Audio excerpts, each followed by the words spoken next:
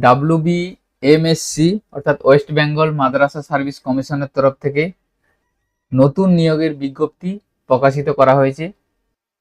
কোন কোন পোস্টের নিয়োগ করা হবে এবং কোন পোস্টের জন্য কি কি যোগ্যতার প্রয়োজন, এছাড়াও আরও বিস্তারিত আজকের ভিডিওর মাধ্যমে আপনারা জানতে পারবেন। তাই ভিডিওটি স্কিপ না করে আপনারা সম্পূর্ণ দেখবেন এবং আমাদের সাথে থাকবেন।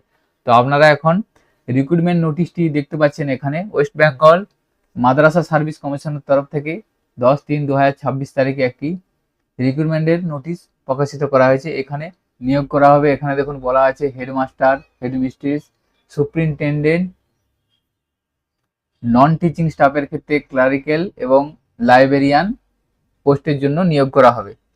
তো এখানে আপনারা wbmsc.com এই অফিসিয়ালি ওয়েবসাইটে গিয়ে আপনারা এই নোটিফিকেশনটি দেখতে পাবেন।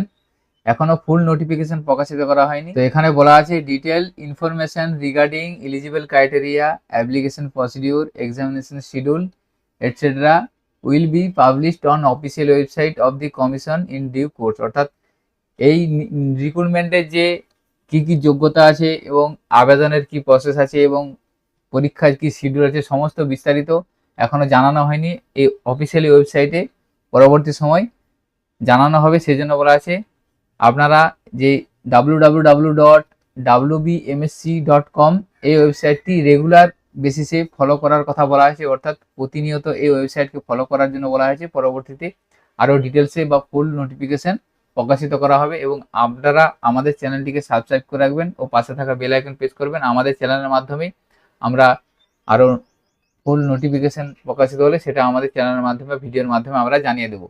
তো এখানে আপনারা হেডমাস্টার বা ক্লার্ক বা লাইব্রেরিয়ানের ক্ষেত্রে কি কি যোগ্যতা প্রয়োজন সেটা আমি একটা গ্যাজেট নোটিফিকেশন দেখাচ্ছি। মাদ্রাসা স্কুল সার্ভিস কমিশনের আগে রিক্রুটমেন্ট হয়েছিল, সেই রিক্রুটমেন্টের গ্যাজেট নোটিফিকেশন একটা দেখাচ্ছি। সেখান থেকে আপনারা একটা ধারণা পেয়ে যাবেন যে কি পোস্টের জন্য কি কি যোগ্যতার প্রয়োজন। যদি চেঞ্জ না হয়ে থাকে তাহলে সেই সিস্টেমে আপনাদের যোগ্যতা অনুযায়ী নেওয়া হবে। তো আমাদের ভিডিও ডেসক্রিপশনে এই দুটো নোটিফিকেশন এবং হোয়াটসঅ্যাপ বা টেলিগ্রামে শেয়ার করে রাখবো। সেখান থেকে আপনারা দেখে নিতে পারবেন যে কোন পোস্টের জন্য কি কি এডুকেশন কোয়ালিফিকেশন বা কি কি যোগ্যতা বা কি বয়সের লিমিট আছে সেটা আপনারা দেখে নিতে পারবেন।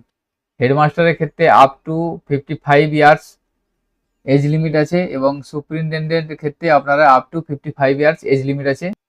লাইব্রেরিয়ানের ক্ষেত্রে দেখুন বয়স হচ্ছে 21 থেকে 40 বছরের মধ্যে হতে হবে এবং লাইব্রেরিয়ানের ক্ষেত্রে শিক্ষাগত যোগ্যতা এখানে দেখুন bachelor degree in general arts, science, commerce যে কোনো ক্ষেত্রে ব্যাচেলার ডিগ্রি হলেই হবে এবং সাথে আরবিক ল্যাঙ্গুয়েজ অ্যাট দি মাধ্যমিক, উচ্চ মাধ্যমিক বা গ্র্যাজুয়েশন বা মাস্টার ডিগ্রি লেভেল। অর্থাৎ আরবিক ল্যাঙ্গুয়েজ থাকতে হবে মাধ্যমিক, উচ্চ মাধ্যমিক বা গ্র্যাজুয়েশনে বা মাস্টার ডিগ্রি লেভেলে, তাহলে লাইব্রেরিয়ানের জন্য আবেদন করতে পারবেন। Degree diploma in library science at least 1 ইয়ার, অর্থাৎ আপনাদের 1 বছরের লাইব্রেরিয়ানের যোগ্যতা থাকতে হবে এবং knowledge of Madrasa education system, Islamic studies এবং কালচার। মাদ্রাসা এডুকেশন সিস্টেম, ইসলামিক স্টাডিজ এবং কালচার ক্ষেত্রে জ্ঞান থাকতে হবে, তাহলে লাইব্রেরিয়ানের জন্য আবেদন করতে পারবেন। এবং ক্লার্কের ক্ষেত্রে দেখুন এখানে বলা আছে মাধ্যমিক পাস হলে ক্লার্কের জন্য আবেদন করতে পারবেন এবং knowledge and skill in operating and using computer including typing along with diploma or certificate in computer course at least 1 year duration from any government recognise institution.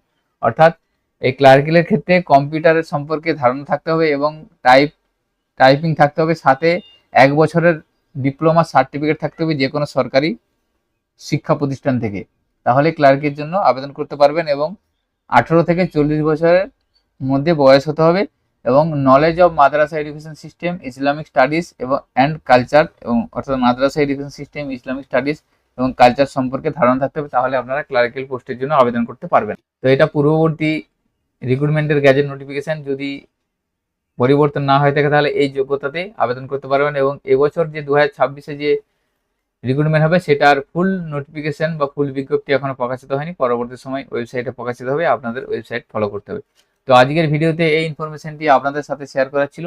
সকলের সুবিধার্থে ভিডিওটি শেয়ার করবেন। ভিডিওটি যদি ভালো লাগে থাকে লাইক করবেন এবং আমাদের চ্যানেলে যদি আপনারা নতুন হয়ে থাকেন চ্যানেলটিকে সাবস্ক্রাইব করে রাখবেন।